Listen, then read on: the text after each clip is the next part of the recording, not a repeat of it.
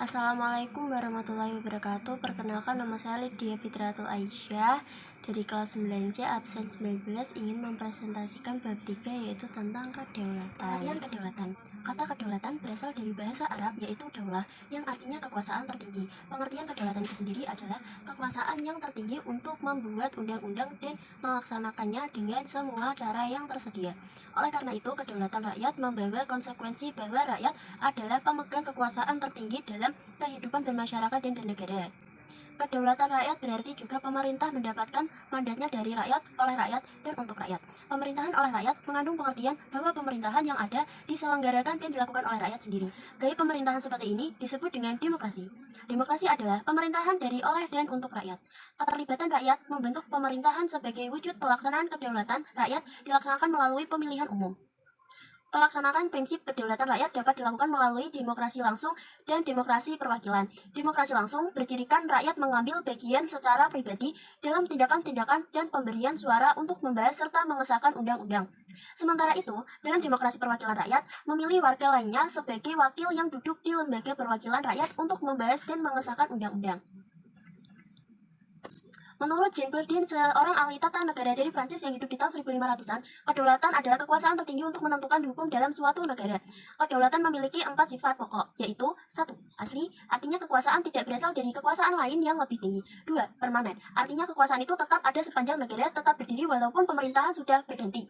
3. Tunggal, artinya kekuasaan itu merupakan satu-satunya dalam negara dan tidak dibagikan kepada badan-badan lain. 4. Tidak terbatas, artinya kekuasaan itu tidak dibatasi oleh kekuasaan lain. Adapun teori-teori kedaulatan, yaitu teori kedaulatan Tuhan. Teori ini mengajarkan bahwa negara dan pemerintah mendapat kekuasaan tertinggi dari Tuhan sebagai asal segala sesuatu, causa prima. Pelopor teori kedaulatan Tuhan antara lain Augustinus, Thomas Aquino, F. Hegel, dan F. J. Stahl. Contoh, negara yang menganut teori ini adalah Jepang. Pada masa lalu, dengan Kaisar Tennoheiga sebagai titisan dewa matahari, karena berasal dari Tuhan, maka kedaulatan negara bersifat mutlak dan suci. Adapun teori kedaulatan raja. Pada abad pertengahan, teori kedaulatan Tuhan berkembang menjadi teori kedaulatan raja yang menganggap bahwa raja bertanggung jawab terhadap dirinya sendiri. Kekuasaan raja berada di atas konstitusi seorang raja, bahkan tidak perlu menaati hukum moral agama. Justru, karena statusnya sebagai representasi atau wakil Tuhan di dunia, maka pada saat itu kekuasaan raja berupa tirani bagi rakyatnya. Peletak dasar utama teori ini adalah Niccolo Machiavelli melalui karyanya Dua Prinsipal. Teori kedaulatan raja beranggapan bahwa kekuasaan tertinggi ini terletak di tangan raja sebagai penjelmaan kehendak Tuhan. Karena kedaulatan dimiliki para raja, akhirnya raja berkuasa dengan sewenang-wenang. Raja Louis dari Prancis dengan sombongnya berkata, negara adalah saya. Teori kedaulatan negara. Menurut teori kedaulatan negara, kekuasaan tertinggi terletak pada negara. Sumber kedaulatan adalah negara merupakan lembaga tertinggi kehidupan suatu bangsa. Kedaulatan timbul bersamaan dengan berdirinya suatu negara. Peletak dasar teori ini antara lain Jean Bourdin, F. Hegel, G. Jelinek, dan Paul Laban. Pengembangan teori Hegel menyebar di negara-negara komunis. D. Teori kedaulatan hukum. Berdasarkan pemikiran teori kedaulatan hukum, kekuasaan pemerintah berasal dari hukum yang berlaku. Hukumlah, baik tertulis maupun tidak tertulis, yang membimbing kekuasaan pemerintah. Kekuasaan hukum merupakan kekuasaan tertinggi dalam negara. Pelopor teori kedaulatan hukum diantaranya Hugo de Groot, Rabbe Immanuel Kant, dan Leon Duguid. 5. Teori kedaulatan rakyat. Teori kedaulatan rakyat beranggapan bahwa rakyat merupakan kesatuan yang dibentuk oleh suatu perjanjian masyarakat.